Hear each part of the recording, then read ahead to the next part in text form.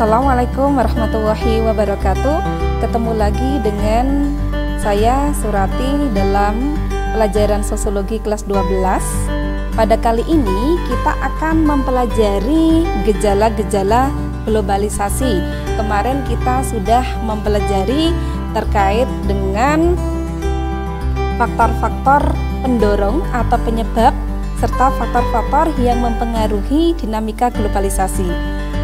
Pada kali ini kita akan membahas gejala-gejala globalisasi. Jadi, pada saat ini masyarakat Indonesia juga telah merasakan globalisasi. Alat-alat modern telah banyak digunakan di Indonesia. Misalnya, informasi dari negara lain dapat kita peroleh dengan cepat dan mudah. Hal itu menunjukkan bahwa Indonesia merupakan salah satu negara yang juga mengalami gejala globalisasi. Lalu, bidang apa saja yang mengalami gejala globalisasi tersebut? Nah, sekarang kita akan membahas terkait dengan bidang apa saja di Indonesia yang telah mengalami gejala globalisasi. Yang pertama, ya, kita akan membahas dulu terkait dengan kompetensi dasar. Kompetensi dasar sama dengan yang kemarin ya. 3.2 yaitu memahami berbagai permasalahan sosial yang disebabkan oleh perubahan sosial di tengah-tengah pengaruh globalisasi. 4.2 mengkategorisasikan berbagai permasalahan sosial yang disebabkan oleh globalisasi serta akibat-akibatnya dalam kehidupan nyata di masyarakat sehingga dapat merespon berbagai permasalahan sosial dan ketimpangan yang disebabkan proses globalisasi. Adapun tujuan pembelajaran ini, yang pertama, melalui kegiatan menyimak tayangan video pembelajaran, melihat gambar, membaca tabel atau diagram, serta membaca buku peserta didik dapat menganalisis gejala-gejala globalisasi dengan tepat. Yang kedua, peserta didik mampu menyajikan hasil diskusi kelompok tentang gejala-gejala globalisasi dengan media PowerPoint atau Canva dengan baik. Sudah siap ya mengikuti materi saya? Kalau sudah, mari kita bahas. Ini peta konsepnya terkait dengan materi gejala-gejala globalisasi. Ya, di sini ada globalisasi ya di bidang ilmu pengetahuan dan teknologi. Yang kedua, bidang ekonomi. Ketiga, bidang politik. Keempat, bidang budaya. Dan kelima, bidang agama. Dalam bidang ekonomi itu ada gejala dalam globalisasi produksi, globalisasi pembiayaan, globalisasi tenaga kerja, globalisasi jaringan informasi, dan globalisasi perdagangan. Oke. Dalam bidang ekonomi ya tadi ya, sekarang kita akan membahas terkait dengan bidang ilmu pengetahuan dan teknologi terlebih dahulu. Ya. Jadi, kemajuan ilmu pengetahuan itu selalu diikuti dengan kemajuan teknologi. Hal ini terbukti dengan banyaknya penemuan dalam bidang teknologi ya, guna memenuhi kebutuhan hidup manusia dalam melakukan berbagai aktivitas sehari-hari. Yang pertama ya, ini sebagai buktinya yaitu penemuan telepon.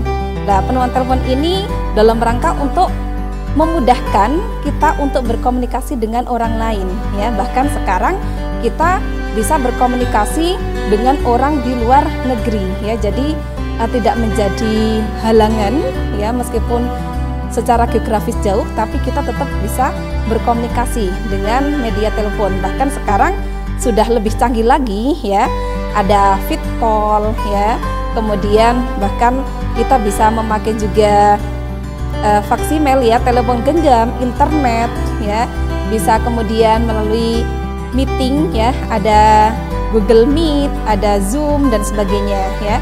Kemudian yang kedua yaitu penemuan transportasi. Lah di sini dari transportasi yang sangat sederhana seperti sepeda ontel ya, kemudian ada mobil ya, ada pesawat terbang yang lebih canggih lagi ya, dan juga transportasi yang lainnya. Kemudian penemuan peralatan kantor. Lah awal-awal ya, jadi di awal itu zaman dahulu itu masih menggunakan daun lontar atau kulit ya untuk menulis ya dan untuk mendokumentasikan sesuatu. Akan tetapi ya dengan kemajuan bidang ilmu pengetahuan dan teknologi kemudian ditemukanlah mesin ketik ya. Dan kemudian sekarang ditemukan ada komputer, laptop, ya, bahkan HP pun juga sudah bisa dipakai untuk menyimpan data-data kita, ya, sungguh luar biasa. Kemudian yang keempat yaitu pemanfaatan sumber-sumber energi. Nah, di sini terkait dengan pemanfaatan sumber-sumber energi ini adalah sumber energi yang dapat diperbaharui, ya.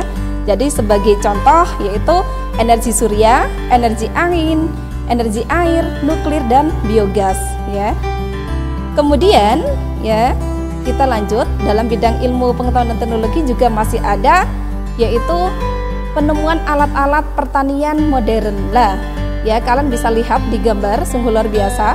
Jadi sekarang tidak ada namanya tandur, noto karo mundur, ya, dalam bahasa Jawanya, atau yang dilakukan oleh orang-orang desa atau orang zaman dahulu, ya, yang bergotong royong, ya. Tapi sekarang lebih banyak kemudian dalam rangka supaya lebih efektif efisien yaitu menggunakan mesin, ya. Jadi mesin penanam padi dan perawatan padi yang lebih modern. Meskipun di sini ada efek sampingnya, ya. Yang tadinya kita ada sambatan, ada gotong royong, ya, atau kebersamaan, kemudian lebih ke individualistis. Tapi ini adalah dalam rangka untuk lebih efektif dan efisien, ya, dan menghasilkan suatu atau produk yang lebih banyak. Kemudian juga di sini kita temukan, kita lihat ada mesin untuk pemanen padi, ya. Ini juga sungguh luar biasa, ya. Kalau dulu menggunakan ani-ani, ya, kalau orang Jawa, orang desa.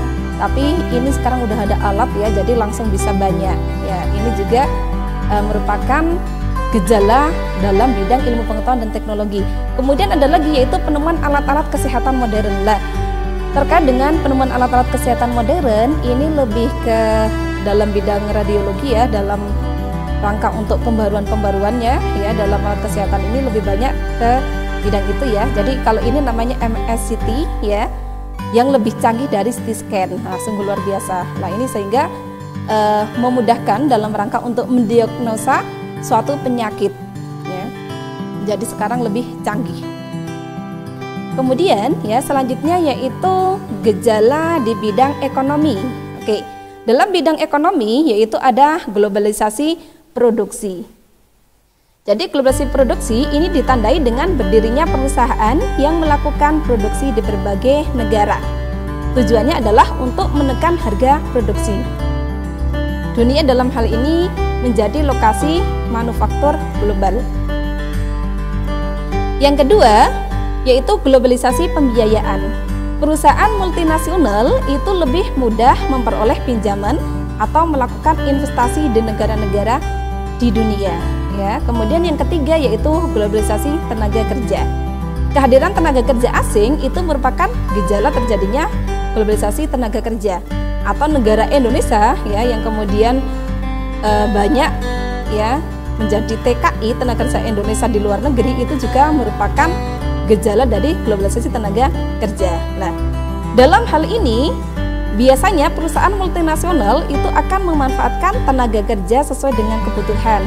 Jika yang dibutuhkan itu staf profesional, maka akan diambil tenaga asing, ya.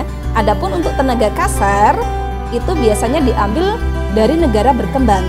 Nah, globalisasi tenaga kerja ini memudahkan pula pergerakan tenaga kerja asing. Sebagai contohnya, ya, tadi, ya, banyak tenaga kerja profesional dari negara asing yang masuk ke Indonesia. Begitu juga sebaliknya, banyak tenaga kerja Indonesia yang masuk ke negara-negara asing, baik menjadi staf profesional maupun menjadi buruh kasar atau asisten rumah tangga.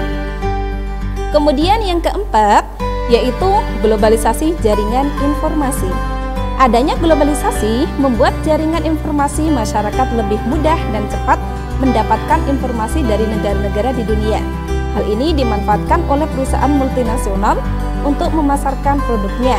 Sebagai contoh, mempromosikan restoran cepat saji, ya, lewat media massa maupun media elektronik. Kemudian yang kelima yaitu globalisasi perdagangan. Nah, globalisasi perdagangan ini terwujud dalam bentuk penurunan dan penyeragaman tarif serta penghapusan non-tarif sehingga kegiatan perdagangan dan persaingan menjadi lebih mudah, ketat dan adil. Ya. Nah, ini bisa dilihat ya terkait dengan studi kasus tenaga kerja asing di Indonesia.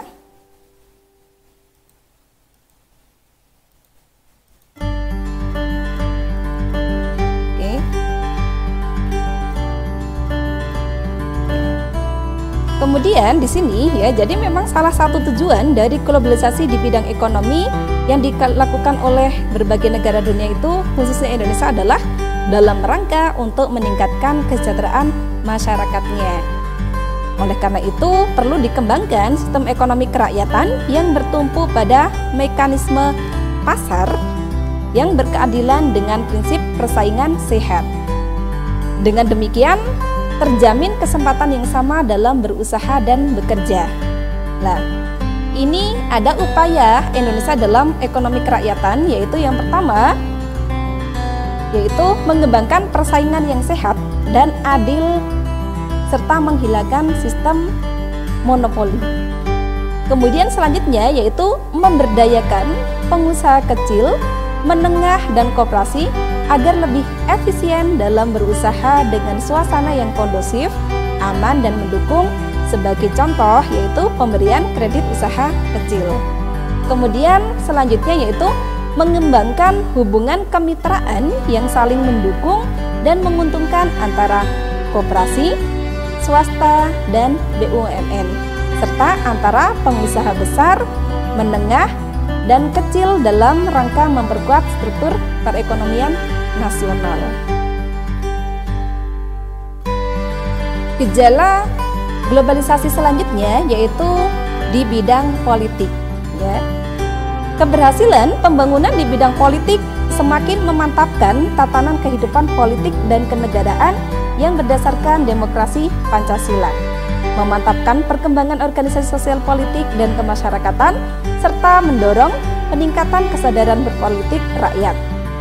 Namun, pendidikan politik pun harus lebih ditingkatkan agar rakyat semakin sadar akan hak dan kewajibannya sebagai warga negara dan semakin sadar bagaimana kita menjalin hubungan dengan negara-negara luar untuk memelihara perdamaian dunia. Di gambar ini bisa dilihat ya, ini merupakan gejala di bidang politik, yaitu semakin tingginya tingkat partisipasi masyarakat dalam pemilu. Di sini juga dilihatkan ya, banyak juga gambar-gambar partai ya. Ini memperlihatkan bahwa setelah masa reformasi ya, Indonesia itu benar-benar melaksanakan demokrasi yang sesungguhnya tadi, yaitu dengan munculnya berbagai partai politik dengan cita-citanya masing-masing. Sehingga ini menjadi salah satu ciri tumbuhnya demokrasi di Indonesia. Kemudian gambar yang kedua di sini memperlihatkan kerjasama antar negara ya, atau hubungan bilateral. Nah, ini memperlihatkan juga sebagai gejala di bidang politik.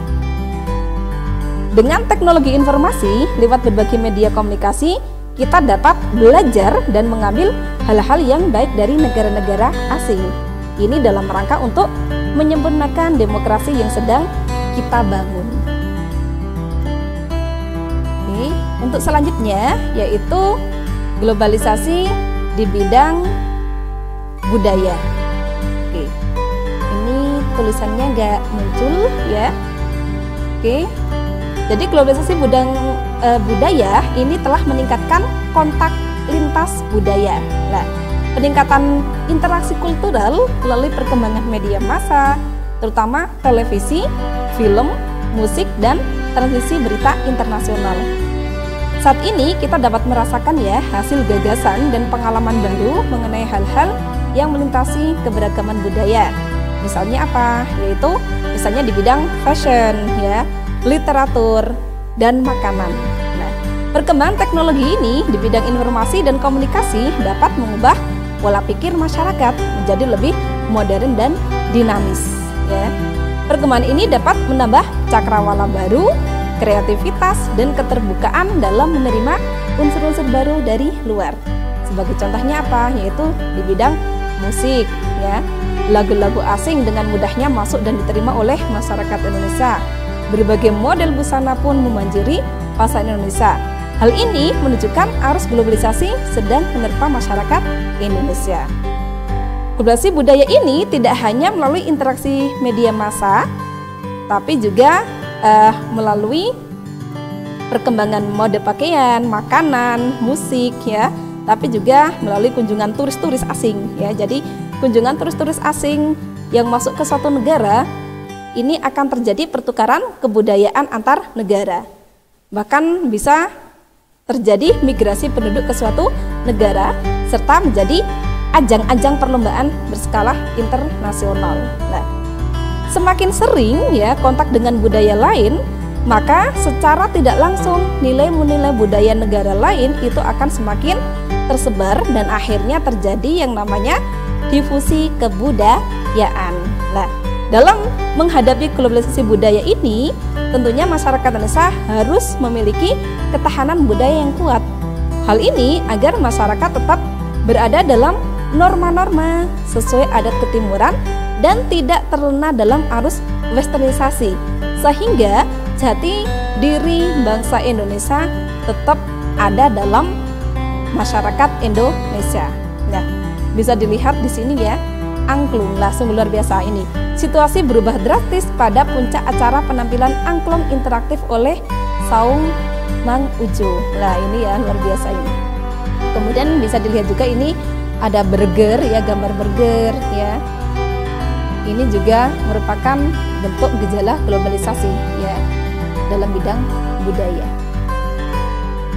Selanjutnya yaitu yang kelima atau yang terakhir, yaitu gejala globalisasi dalam bidang agama. Globalisasi di bidang agama ini lebih terfokus pada aplikasi ajaran agama dalam konteks kekinian tanpa melanggar atau menabrak akidah-akidah agama. Globalisasi juga memicu penganut agama untuk memahami dan menghargai penganut agama yang lain dalam konteks toleransi sehingga tercermin kehidupan yang harmonis dalam masyarakat multikultural. Globalisasi ini ya atau di bidang agama ini juga merupakan imbas dari globalisasi yang menyangkut sarana dan prasarana keagamaan. Arus komunikasi dan informasi antar umat beragama yang sama maupun antar umat beragama yang berbeda itu kian luas dan terbuka. Hal ini berdampak pada berkurangnya rasa saling curiga ya atau tidak adanya stereotip ya, prejudis ya, stigma ya. Jadi ini sudah semakin berkurang. Keadaan ini dapat menghambat konflik dan mempercepat yang namanya integrasi ya, sehingga kehidupan semakin aman dan nyaman. Perlu kita juga sadari bahwa untuk menjaga keseimbangan sebaiknya tidak hanya pembangunan secara fisik yang menjadi tolak ukur keberhasilan, tetapi yang tidak kalah penting adalah pembangunan mental dan spiritual umat beragama. Dalam hal ini tentunya lembaga-lembaga keagamaan itu harus berperan dalam menghadapi arus globalisasi yang sedang berkembang dalam semua lini bidang kehidupan. Nah, di sini bisa dilihat ini sebagai contoh ya gejala di bidang agama ya.